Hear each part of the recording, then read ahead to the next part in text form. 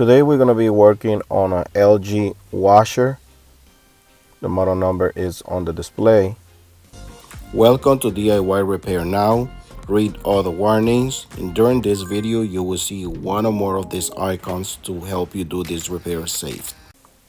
And the problem that we are having with this wash machine is that it's not spinning or washing, and it's throwing a LE error. According to the manufacturing, reading some paperwork and some information that I find online, and also doing a troubleshooting, I find out there is a miscommunication between the motor and the main control board. Now, I've done a lot of repairs on this particular model, and I always find that it's the rotor position sensor. When this sensor is bad, the main control board sends the signal that tells the motor which way it needs to turn, but the sensor is faulty, so it's not doing the job the way it's supposed to. So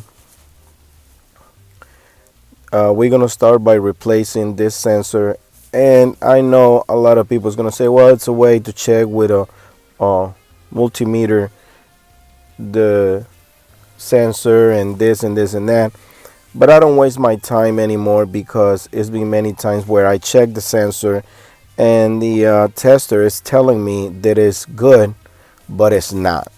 And I talk to the manufacturing a lot of times, and they say, well, because it checked okay with the multimeter, that doesn't mean 100% that it's okay. So what I do in this case is remove possibilities, which is the first and cheapest way will be replacing the sensor. If the sensor doesn't do the job, since this is a direct drive washer machine, which means it brings the motor and a rotor, it doesn't have a separate control board for all style motor. So it's either the sensor, the rotor motor, or the main control board. So if I replace the sensor and it's still giving me a problem, the next repair is like the motor, and lastly would be the main control board. But neither one of those is worth it, because the repair it goes over $200, $300, $400. So I suggest always check the rotor position sensor. Now we're just checking the bearings, because I saw some moisture there and I thought it was water, but no, it was just oil, grease. And I'm supervising all the wiring on the motor, making sure I don't see any burn spots or anything that could be creating the motor not to turn the right direction. Now, when I first tested out, I turned it on and I heard that it was trying to go like both ways very quickly with a weird noise. That is the first sign that it could be the sensor. And then after 4 minutes, 5 minutes, it stops and it gives me the LE sensor. Now that is the part, and this is the brand new part. As you can see, I show it to you on the camera, so you can take the part number, and you can use a 10mm socket to remove all bolts from the motor, or a ratchet, 10mm.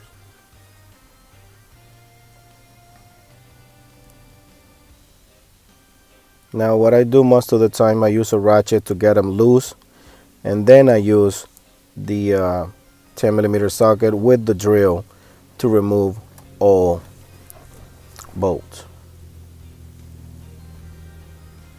which is 6 bolts to remove.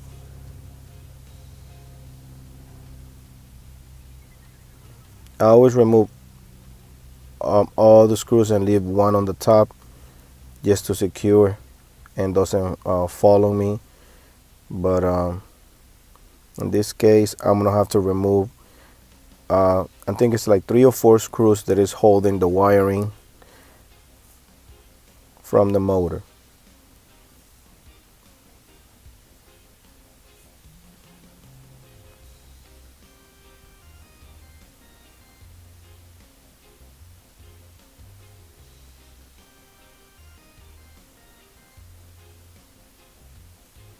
If you remove all the wiring from the motor, then you can remove the motor, and then the wire will be flexible. That way you will be able to turn it and remove the harness from the motor itself.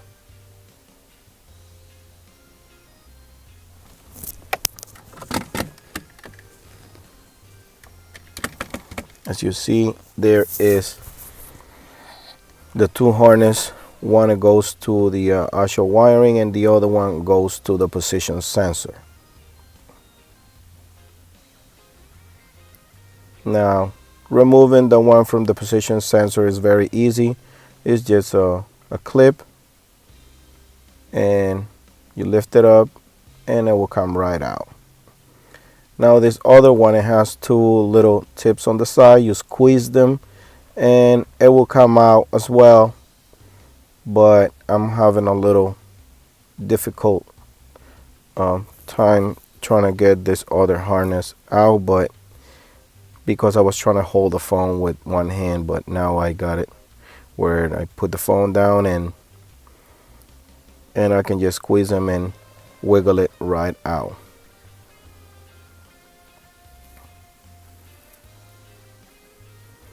It's hard to do this thing when you're trying to hold the motor with the other hand because the motor is kind of heavy. So you want to make sure you don't damage this motor. And as you see, it come right out. You just have to take your time and do it right. Now I'm going to try to remove the old sensor without creating any damage on the clips. And there you go. And the inside is 2 little clips, and then the other side where the wires are 3 clips. So I'm trying to put it together that way so you guys see how it goes. And as I was saying, it's 2 clips on the inside part and 3 clips on the outside part. It's very self-explanatory, but I'm trying to show it to you guys. As you see right there, I'm clipping it back in. As soon as you hear that clip, that means it's installed correctly. And you see 1, 2, 3.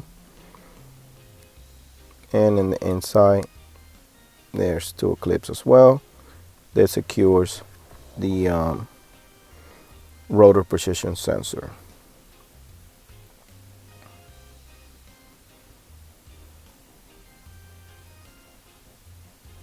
Now I'm trying to do this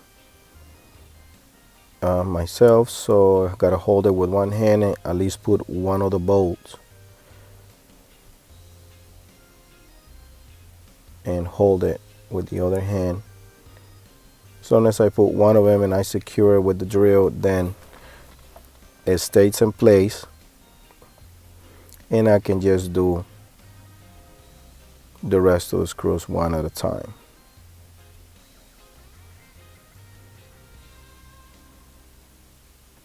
Now I got 2 bolts holding the if you would wonder what I was using to remove this, I used the adapter with a 10mm socket, and that comes pretty handy to be able to do this job quickly.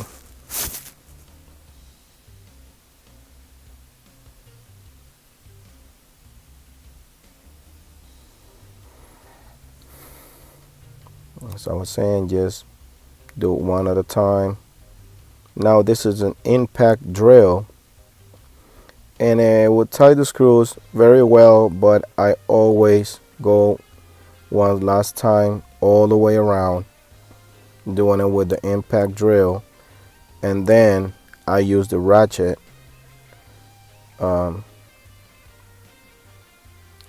to adjust them by hand, make sure they're all in place and they're all tight.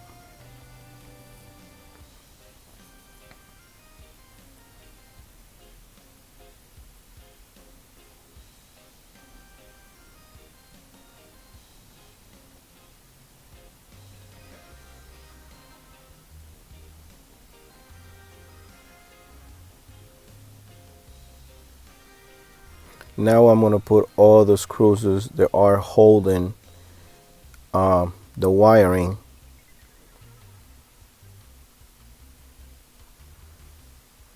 This is very important. You need to secure these wires the way they were, because otherwise the vibration and the movement from the top can damage these wires, or it can come loose from the harness, and then you're going to have an issue.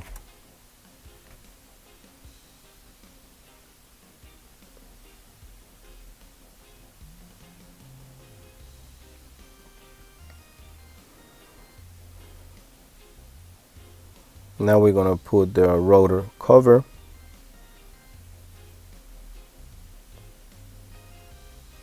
Just wiggle it same way you wiggle it out, same way you wiggle it in. Make sure it's in place, and you put the screws back on. Now this screw has like lock nut liquid stuff, but you can use anything to use it as a knock nut. I have some silicone, so I put a little bit of silicone, that way it doesn't come loose. And then you just tighten it with your adjustable tool.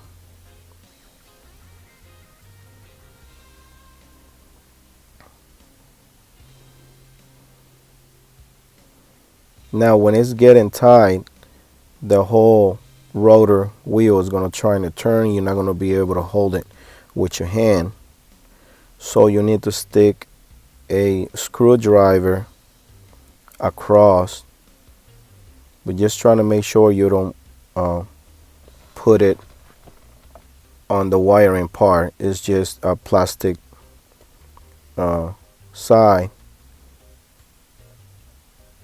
and as you see, I'm trying to tighten it, but it's already spinning on me, and I want to make sure this screws is very tight. See, I stick a screwdriver to hold it in place, and I put some torque in it.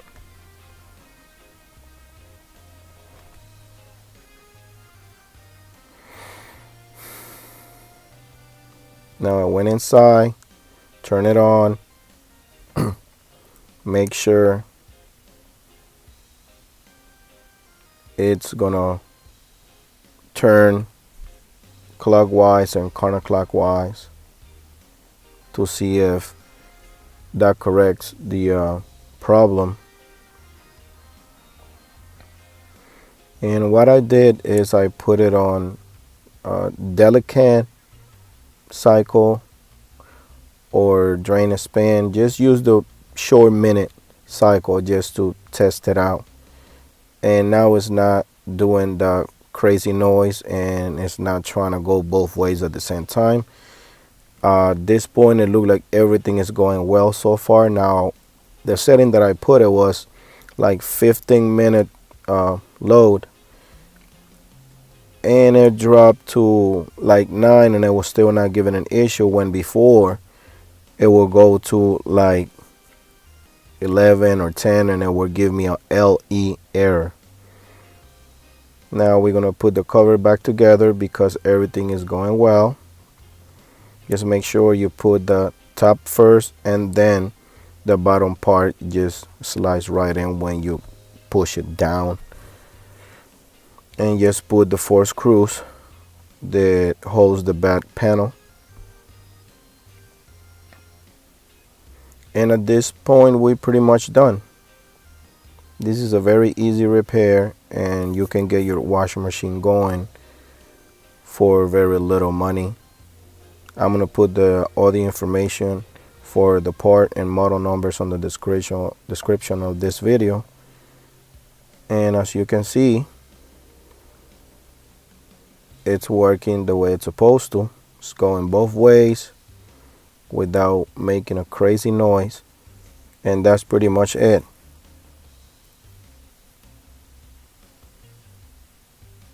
This job, it's done.